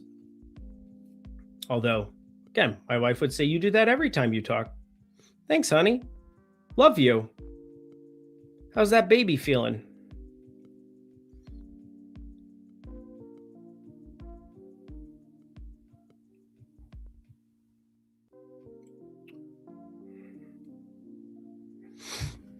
But I know this one to be one that I do like quite a bit. Just an awesome ballpark to be back in for a pitcher. And Max Fried. Where'd it go? I guess I put that one just in VIP. So there's that. Max Fried, under 1.5 total earned runs. First off, market-based. Plus 105 based on where some of these other numbers are sitting at. Minus 105s kind of littered across the board. Penny at minus 107. Bovada minus 110. Again, I think it's close to 50-50, but we're getting 15 cents to find out. And he's just been incredible this year. I mean, he was really good at times last year too. Maybe I didn't notice as much. Maybe I didn't look his way as frequently as I should have. But this is just so fun. Called strike percentage is way up there. He's kind of like your lefty Nolan McLean, where the stuff isn't going to blow you away. Last year it sure did. Man, was the stuff good. Look at that sexy little curveball. Oh my God. This is just a really good major league pitcher taking on a Tampa lineup versus Southpaws so far this season. And again, small sample size stuff. But Tampa Bay, 18.8% K rate, 99 WRC plus against Southpaws.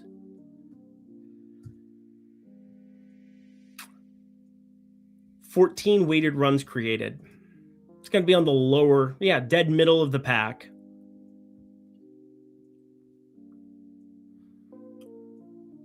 Hitting 248. It's got to be on the upper echelon.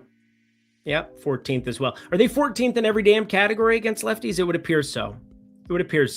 Lindy was fire yesterday. Thanks. I had some really good. Again, I will happily take 2 of 5 home runs, and I will take a plus 790 from this program. That was very nice with Brandon Marsh. But I also will recognize that even when you have a lot of things, right? Colt Keith, Yandy Diaz, Jonathan Aranda had a lot of really good hits plus runs plus RBIs.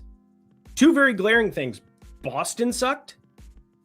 That sucked to lose. And Amai didn't have a strikeout, didn't get out of the first inning. So sometimes maybe good, sometimes maybe shit. But a lot more good than bad, that's for sure. Utah, give me 2. That's my boy. That's my Eitan Shander.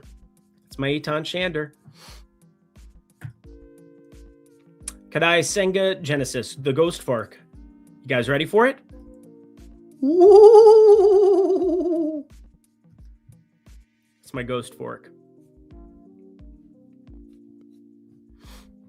Did you see an edge for Casey Mize? No. We ended up going to Jacob Marcy to hit a homer for $10.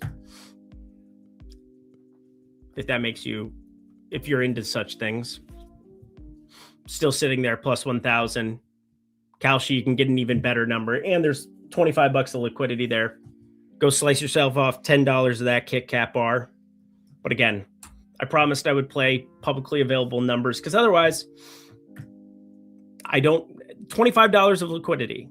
We have 150, 200 people hanging out that get that bet in from the Discord. Well, guess what? That $25 goes away immediately. Whereas at a book, it won't. So we'll be all right with it. Guys, we have 339 people watching live right now over here on the YouTubes. Thank you for coming out and spending your your Saturday morning. What fucking day is it, Eric? Saturday morning with me, talking through some process and plays. We got some long shot homers on the card right from the get-go. That's kind of fun to walk through together. We found some interesting pitcher props as well. We ended up on this Max Fried for a small play on the under of 1.5 earned runs. We got ourselves about $65 fired up here. We got an underdog card out for the pick'em people here as well. Let me know what you guys want me to talk through because I am going to go through Kadai Senga.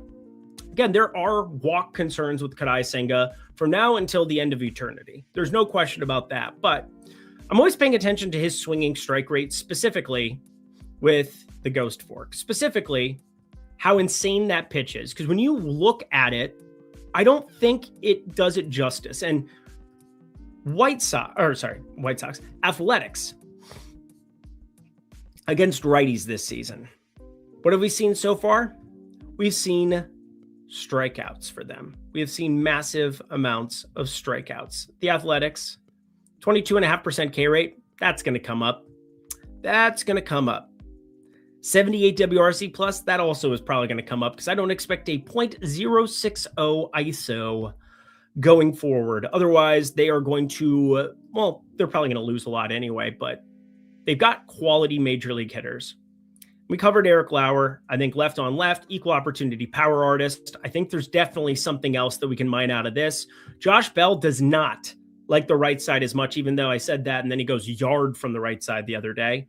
Been pretty darn good to start off the season. Also, fun story. Josh Bell wrote a children's book, and it's like the most adorable thing ever. They've been talking about it a lot during Twins telecasts. If you haven't seen it yet, I think it is one of the most charming stories I've seen about an athlete in a long, long time. I liked Josh Bell. Now I kind of love Josh Bell. Josh Bell, make sure you check that out. Like a Why Are We Here type thing for children's book. I mean, what an introspective human being. Victor Caratini, 332 expected batting average, decent stuff here on the early going, but Kadai Senga, this Ghost Fork. And I like that Baseball Savant actually lists it as such because like there's other spots where you have to kind of like figure out exactly what's going on with it, but they at least list it as forkball. So you don't really have a lot of questions and there's nothing to compare it to because nobody else really throws it in baseball. But he's giving up fly balls at a much higher clip this season and they're getting pulled so far. And I think it's pretty clear where that's coming from. He's throwing this cutter a lot relative to the forkball. The forkball last season, 28.5%. This season, down to 20%. It's not so much that this cutter is getting just crazy usage, but like we're talking about the most effective pitch, probably one of the most effective pitches in baseball. Has one double hit against it, one hit period. Look at these numbers. Look at these numbers. The Ghost Fork is not even fair. The thing is that it needs to now more than ever be in the strike zone because of this. With ABS, the Ghost Fork was like screwing up umpires a little bit too. It is a no spin pitch. There is no spin. Like when you think about a knuckleball, what makes it effective is that there's no spin on. Like we're talking insanely low spin on a forkball. But now, if it's out of the zone or if it's like on the edge, boom, boom. Like the reason he's throwing it less is because it's got to be in the zone more now than it ever has before because people can actually do something about it. I hope that makes sense. So I've downgraded Kadai Senga. I don't think he's been on my card this entire season. I've been looking for a time to short him, and this is probably not that. Probably not going to be this with like plus 105. He's still a very effective pitcher, don't get me wrong. But these are some huge numbers. I'm really staring at this under 6.5 strikeouts for Kadai Senga. It's destroying the market, and it's on underdog here at a really nice price. I think we logically need to make assumptions, test our hypothesis, and come back and revisit. Haven't played this yet. I'm still thinking about it. I do want to see kind of where this line moves to as we get to first pitch. I'm not in a hurry to get an under of Kadai Senga. I don't think it's going anywhere, if I'm being honest. I mean, technically you have to add this to something else, so you can't necessarily arb it, but just pointing out that would it shock me to see 8-9 strikeouts against the Athletics? No. But do I think a majority, like 55% plus of his range of outcomes under these new conditions where he's throwing a ghost fork 8% less is a reason for it? Yes, I do. I think it's a reason that we should potentially be on this under. And I'm a big Kadai Senga fan. But you add that in with his walking capabilities. These boots were made for walking, and that's just what they'll do. I don't think the walks are going anywhere. So even though he continues to be a really good major league pitcher, I think I've been waiting for a time to deploy some under of his strikeouts, and I think this is probably the side. This is going to be the closest I come to it. We made a lot of money on Kadai Senga over the course of the last 2 years, finding perfect places to deploy him. Now I'm kind of looking at doing the opposite. Lindy with the plays on this beautiful Saturday. You're very welcome. Nice to be talking through it. And also nice to be talking. Josh Bell is a good dude outside of baseball. Dude, I love Josh Bell. I liked him. I didn't know. I mean, I've seen him at Washington with the Pirates, whomever else, but like, now he's on my team, and I'm a very big fan. Thank you, my guy, TJ. MG have such bad home run odds, to be honest. It depends. Sometimes they have better home runs odds than anywhere else. Some other times they don't. Can you go through the picks? Yep, already went through, but I can do it one more time. Also, if you want to get all the picks and just be able to log in, $20 for an entire month, that is over here, tails.bet/Lindy, or directly on this link over at Tails. I think there's a link down in the YouTube description box below. I don't know if I remember to put that in or not. Probably should pay attention to my actual job and doing stuff correctly. But it's been a really nice start to the MLB season, and obviously home runs have been a big part of it. We've got 2 really long shots on the card. TJ, please don't parlay them. But, you know, if you do and they hit, let's go to Vegas. Jacob Marcy, beautiful. Jose Fernandez, beautiful. And then from last night, Kyle Schwarber, I still think he's playable at plus 140 for what it's worth if it's still sitting there. Oh, back up to plus 150. There you go. Yahtzee. Click it to tickle it. See seatbelt fasten, trunk rattling like 2. Yeah, we can't say that. Little people in the back seat. Speaker Box and The Love Below. Tell me a better album. Where are my panties? Where are my panties? Only really, really weird people will get that reference. Is Parker Misick good? Is Parker Misick is he starting to be good? Because this game freaks the shit out of me. Martin Perez, I do not like. I do not like him, Sam I am. I do not like him with green eggs and ham. And righties should start obliterating him sooner rather than later. He's pitching on very thin margins. He doesn't have a lot of swing and miss. The changeup, I mean, that's a huge swinging strike rate to lefties. That's wild. 57 pitches from last year? Interesting. Throwing a changeup more to lefties than you would think there. Obviously, it's his primary pitch to righties, and 339 xwOBA, but not really getting hit up so far. Very small sample size stuff. We combine the two. Righties obviously have some power here. 234 expected ISO. Should be good times. Stapalunga, give me Kwan. He's sitting there too. Jose Ramirez. J-Ram. Let's start figuring it out. But is Parker Misick good? Parker Misick has been phenomenal to start off this season. I don't have an opinion. I don't have to have an opinion about everybody. I almost bet Parker Misick when he started against the Dodgers. We talked about that. I think he won that game too. God forbid I pulled the trigger on a plus 240 money line that's positive EV, but that's neither here nor there. Actually, it's actually here because it's actually something I care about.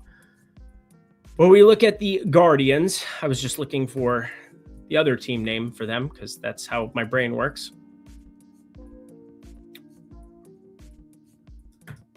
The raw stuff itself,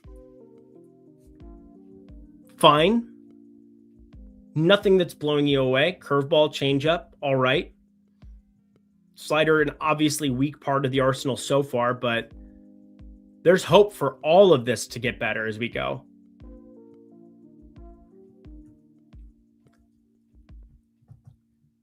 I don't know. I think there's actually room for improvement in certain departments, and obviously there's things that should regress, like, I don't know, his BABIP.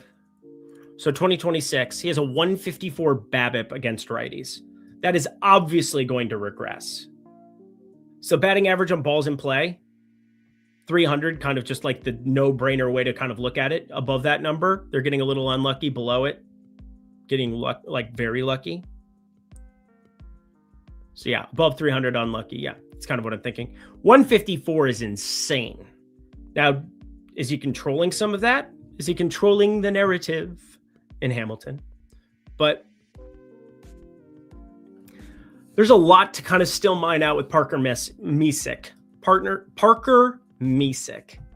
It's a lot of shit thrown up against the wall, but it seems like those off-speed numbers are going to look good. We'll see. Is Matt Olson plus 520 a snipe? Let's take a look. Because Martin Perez, I have no problem playing lefties against. None whatsoever. Of course, I had a Baldwin sandwich yesterday. You had Olson plus 520 on FanDuel. I don't hate it. I mean, shit, it's from a market-based perspective on the realm. And there are so many more worse home run plays you can make on a specific board. Like, the amount of bad home run plays I see on a day-to-day basis is actually astounding. Because, we go to this. Ryan O'Hearn, 26% negative. We want home run plays that even if it's Kyle Isbell here. Does Kyle Isbell go yard very often? No. But where his price is, it's close to positive expected value. But, actively, some horrendous plays. Some horrendous plays on a day-to-day basis that I see. Guys who have, no reason to be on somebody's card. Cole Keith today has no reason to be on your card to hit a home run. Some of these insane. And again, I'm just looking at it market-based. Maybe you're projecting something different. Maybe you have a tenant. Maybe you have an edge that exists that you want to keep to yourself as well. Totally fine with that. Great. Do it. Let me just tell you. You still want to get really good prices on the guys that you bet. And there are just some atrocious home run. Michael Massey, if you play Michael Massey today, you probably should just donate that money to church or to the charity of your choice. You're better off taking Tanner Murray relative to where the market is on everywhere else. Yeah, just some insane stuff. Some insane stuff. Ooh, we got my guy, John the Bettist here hanging out on this lovely Saturday morning. Speaking of a positive edge, I'm seeing a 29.1% edge on Joey Weimer home run on Bet365. Not somebody I would think to bet for a homer, but is the price alone enough to justify it? Sometimes yes, sometimes no. We can walk through the example because, again, I don't want to just say here blanket. But I do see more than likely Weimer. Spelled it wrong there. So plus 800, and he's bringing up the fact that it is way off market. Plus 450 at BetMGM. If you see plus 450 at BetMGM and plus 800 in another book, you're safe to say one of the two is probably way off their rocker. I'm more inclined to think that this is a pretty good snipe at the price. Now, I have been very aware when there are times where it's like a Bet365 outlier. I also want you to know, and I think Bet365 knows that they're offering this glaring price, and you clicking on it and then smacking their face in for a couple grand might get you limited in a way that you might not want. I'd parlay this with like a short odds something or another. It's going to suck if Weimer goes yard and the other play doesn't hit, but like, can we find another thing at Bet365? Because like truly finding some ways around just sniping outlier lines can help you on your path to salvation. Logan Webb over 5.5 strikeouts against the Orioles. I would be combining that maybe. Maybe instead of like making it a $25 play, you put $5 on Logan Webb along with it as a 2-piece home run. You take $5, put it on German. Actually, do not take German Marquez over strikeouts ever. But there's some Bet365 outliers that exist elsewhere that I think you're able to snipe and utilize on your path to glory. Lance McCullers, under 5.5 strikeouts. I'd combine that for maybe another 5. Like, that's going to be something that might help you. Anytime you can look like a fish. Not that if you bet $25 on every single parlay and then you start betting $5 parlays, they won't pick up on that after the fact, but it's a big enough sports book where you probably just want to bludgeon them for all they can and then figure it out from there. But you at least have a chance to survive longer on an extremely advantageous book by some of those 2-pick parlays. Big fan of the 2-pick parlays at sports books to work around stuff. Yep. Count health. Yeah, parlays are good. Is McCullers' case on the menu? Plus money? No. I loved Lance McCullers in his first start. He was at 4.5 strikeouts. 4.5 strikeouts, minus 110, and now we're seeing like 5.5. Because of the one, you are paying the we saw it tax. And I think this is another freaky spot with another chance for walks to potentially kill somebody. I think this is a legitimately freaky spot. Also, have we looked at the park factors for Seattle this season? I know I'm going to be going late today. Does that game start at, what time does that game start at? Is it 05 or is it 10:15? Pacific, that is. So 1:15. Let's take a look. All right. Starts here in a minute. So we'll just pull this up here and have it on command as we're working through the rest of this slate.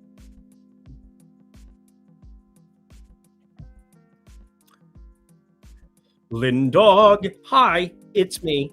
Hi, I'm the problem, it's me. A lot of Duke emojis too, coming on down. If you looked at Adolis Garcia today, yeah, I did not like him. I almost bet an under on him, but that's fine. Better cut off your meat, hoping it would grow double than mass hitting a bomb. Oh yeah, that's a nice way to put it.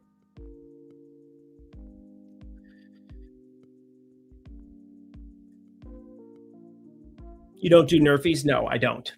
I think they're extremely tough to beat. I've never bet one. I think I've bet one Nerfie in my life. I'm 1-0 and I'm retired. I'll get thousands of MLB bets down over a course of a season, and 0 of them will be a Nerfie. 0 of them will be a Yerfie. Not that you can't trim down an extreme sample size or you can't use a boost. I've used a boost to get positive expected value on something. But have I ever played a Yerfie or a Nerfie or even given it the time of day? No, I have not.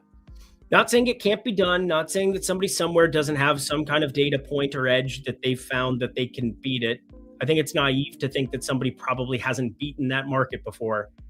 But I find the time and effort not worth it. I can make way more money doing other things in baseball. I don't need to concern myself with Yerfies and Nerfies because I don't care about a 1-inning sweat. I like when my sweats are done in a first inning if it's something, but, you know, that's neither here nor there. Got the Max Fried one covered. Harrison and Griffin. This Griffin kid, this southpaw for Washington. Boy, oh boy. I'm curious which lefties are going to show up in this lineup because he hasn't really faced any so far. And he doesn't have any 2025 data, really. But the data we do have is him getting bludgeoned by lefties. Righty's been all right. Well, that's Kyle Harrison there. Sorry. Foster Griffin. Yeah, no data from 2025 because he didn't pitch. Lefties. I want to see what lefties end up in this lineup. I know he's left-handed, but like Garrett Mitchell has been on another planet. Jake Bauers has been on another planet. I think Jake Bauers probably ends up in the lineup, probably in like the 7-hole, 6-hole. Goes yard yesterday. That guy, so mad.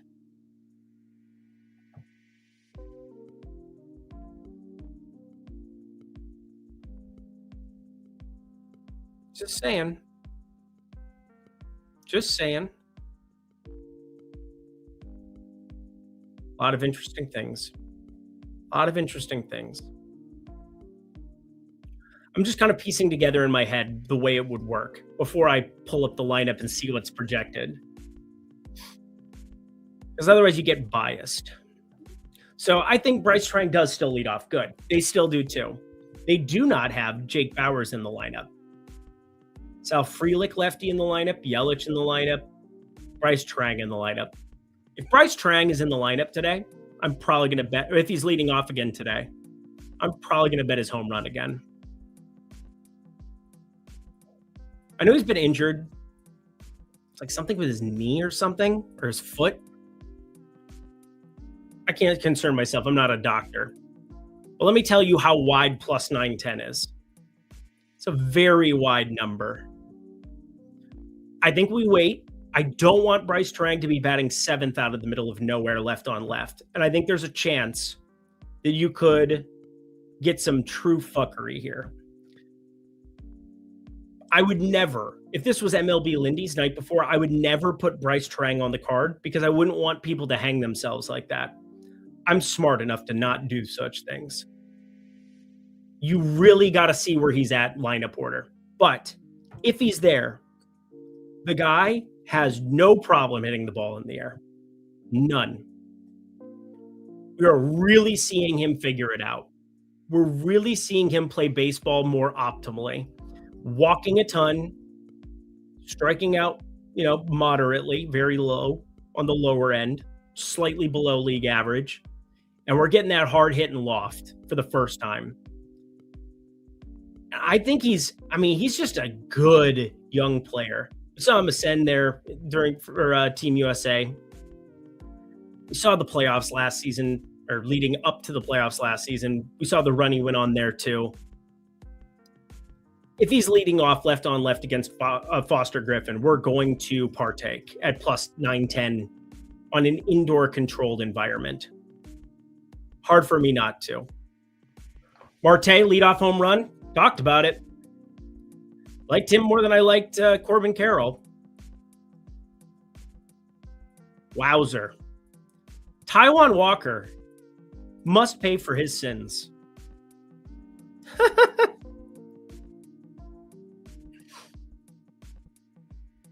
What home runs do we like? We like Mr. Fernandez, who we might get an at-bat from now.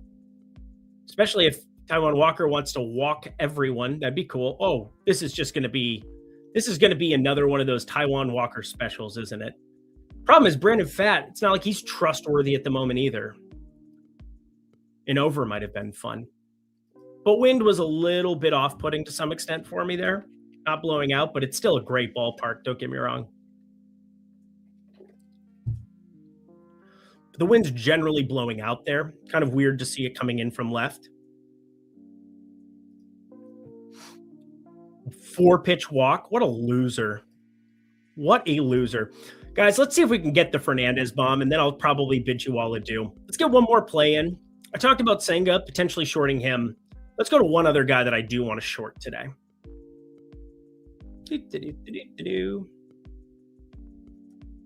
So, I get it.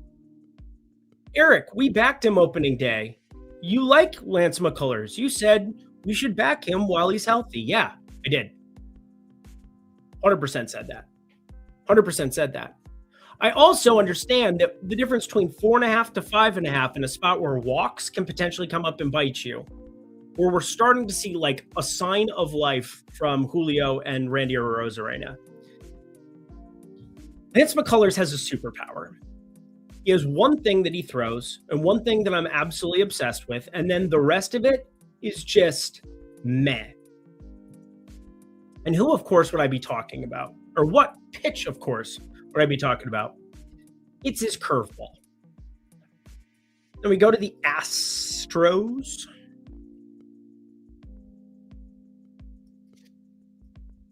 For all intents and purposes, his slider is his curveball there. Knuckle curve right over here. 106. There you go. I was going to say. His off-speed stuff is lovely. But we're going to struggle in this department.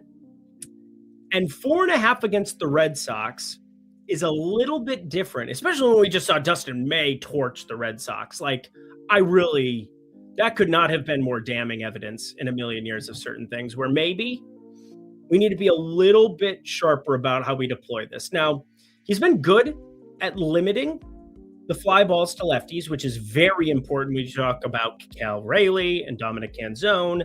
Cole Young even has some power now. And we've got, Luke Rayleigh, Cal Raleigh. Yeah, just a lot of lefty power. Brendan Donovan. Been pretty shut down to righties here as well to start things off. And hasn't really thrown the knuckle curve here. Thrown the sinker a lot to them.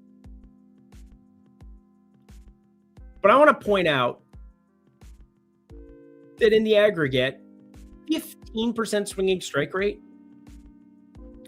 I think that's going to be a little bit on the higher end for me than what we're going to see in a spot like this. Now, their projected lineup for today has some strikeouts in it. Don't get me wrong. Absolutely. Get to Rayleigh, get to Canzone. Young, talked about some of them down there. Didn't even bring up Josh Naylor's name. That's a lot of lefties to be dealing with. 1, 2, 3, 4, 5, 6, 7. Julio and Randy being your righties. I'm going to call them above average righties, despite the fact that neither had a pulse to start off this season. Like, not even a remote pulse.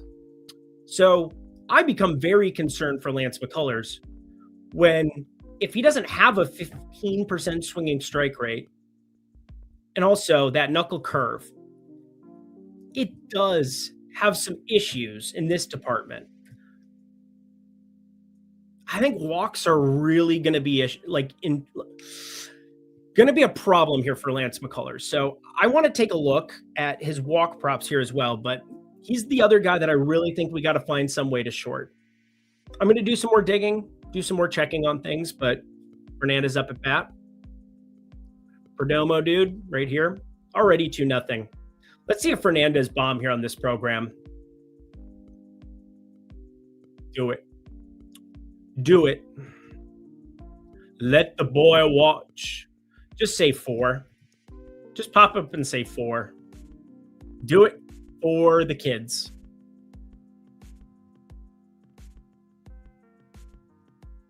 Do it. Do it. Do it. This would just be so electric. Come on. Come on now. Come on now.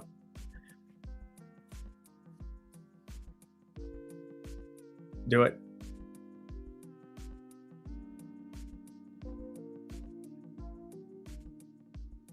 Jacob Marcy didn't hit a home run in his first at bat. We should all ask for our money back.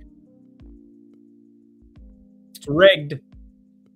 Oh, you mean the sport with 100-mile-an-hour fastballs? Clase's an idiot for what it's worth. Sadness.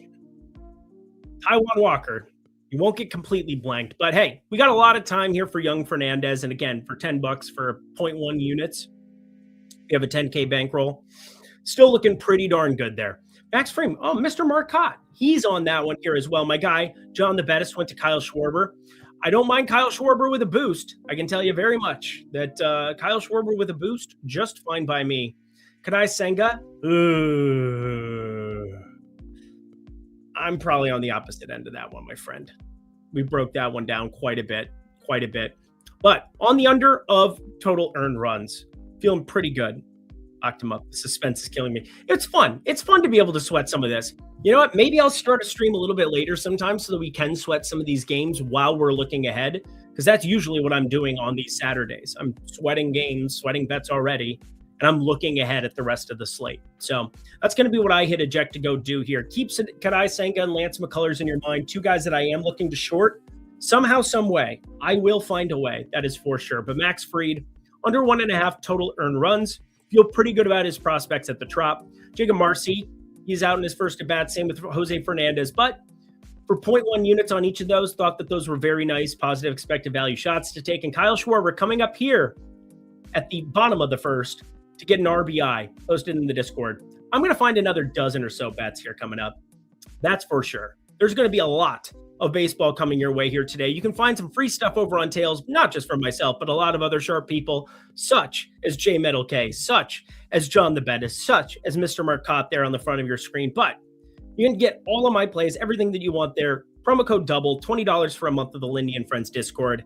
Running this for everybody, new and existing subs. So if you want to add on for $20 for a month, less than $1 a day. This is the best deal I've ever actually ran for a month of it. Normally 50, running it down to 20 purely because I'm in a really good mood. It's been fun to bet baseball to start off this season. And also, I appreciate you guys hanging out with me, talking through the research, going through process, not just having it only be plays driven. It gives me hope for the next generation. It gives me hope for the day-to-day grind here that is the MLB season, because we're going to have a ton of plays coming your way. And there's no need to go crazy right at the beginning of the season, but we want to take advantage before the tide turns and gets into the dog days of summer. We want to capitalize and make ourselves some money, honey, here in this great month of April.